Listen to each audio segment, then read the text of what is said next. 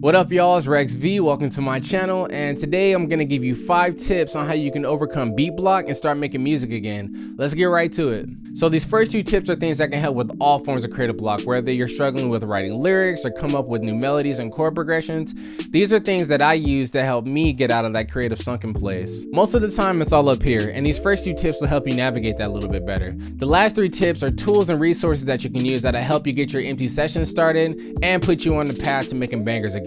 So without further ado, let's get right into tip number 1. Let go of expectations and trust yourself. Don't get too attached to the outcome. Just focus on creating anything and letting go of that little voice on the inside telling you that whatever you're doing is not good enough.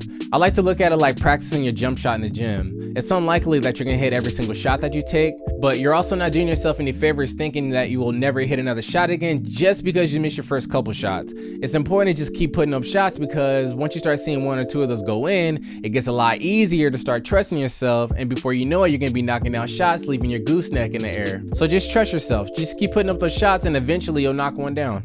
Tip number 2, change up your routine or your environment. For me, this is huge because I'm really big on vibes. It's difficult to get to that flow state when you're not in the right headspace. So sometimes just changing your environment can give you the inspiration you need to get over that hump. Lately, I've been starting a lot of my sessions on my phone using Ableton Note and then finishing them later in Ableton Live. And this has helped me a lot because I've been using a lot of my surroundings to create my instruments, and it's helping me not necessarily get too caught up in what plugins I'm using or the sound design, and really just focusing on creating and putting stuff down. So if you're able to, go outside and make music today. Go to your coffee shop, go on a walk, go to the park, and don't necessarily worry about if what you're doing is good enough or if it's going to be received well by others, or even if you're going to open the session again.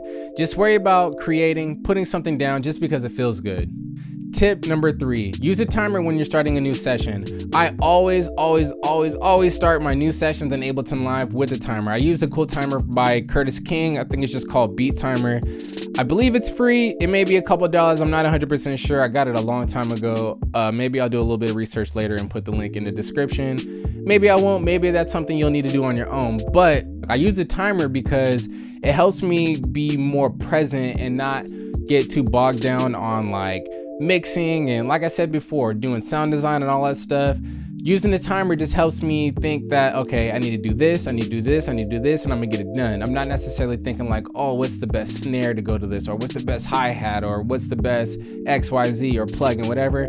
I'm just thinking, okay, I got 10 minutes to make a banger, or at least get me started on this banger, and starts now. 10 minutes. And that usually helps me let go of thinking like, oh, you don't have enough time to think, oh, is this good enough? Because 9 times out of 10 it's probably not good enough, because you only have 10 minutes. But that's not the point. Sometimes you make a banger, sometimes it's trash, but the point is to get something down and just live with it and then move on if you need to. Because if you don't like what you're doing, it's fine. Nobody ever has to hear that beat. Just focus on trusting yourself, putting stuff down, and eventually you're gonna have something that you're proud of. These last 2 tips are just a straight up cheat code. The first one being a plugin, and the second one is a website that I'm pretty sure most of you are familiar with. But if you're not familiar with it, I'm super glad that I'm able to show you this. And that brings us to tip number 4. If you're ever feeling stuck when starting a new session, try using this plugin called Melody Sauce 2 by Beat. And what Melody Sauce 2 is essentially an AI generator that makes random melodies to help you jumpstart your empty session. It's $60 on pluginboutique.com, and I think it's worth the money, and it's definitely gotten me out of a lot of creative ruts. I plan on doing a more detailed video on this plugin in the future, but for now, let's just move on to tip number 5, splice.com. Splice.com is an online database that is just filled with just different drum sounds and drum loops and chord progressions and all types of sounds that can help you spark some creativity or at least get you in the right direction. There are loops in Splice that are pretty much done. All you got to do is add drums, in which you can even get those drums from Splice, which I don't necessarily recommend that you do it that way, but if that's what you need to do to get something down, by all means do what you have to do. But for me, I like to use Splice as a tool rather than a crutch, because it's really easy to take one of their song starter chord progression melody things and just throw a drum loop underneath it and call it a day. So I hope you enjoyed today's video on conquering beat block. As creators, these are things that we deal with on a day-to-day basis, so hopefully these tips will help you on your journey of becoming a better music producer. But until next time, y'all, peace.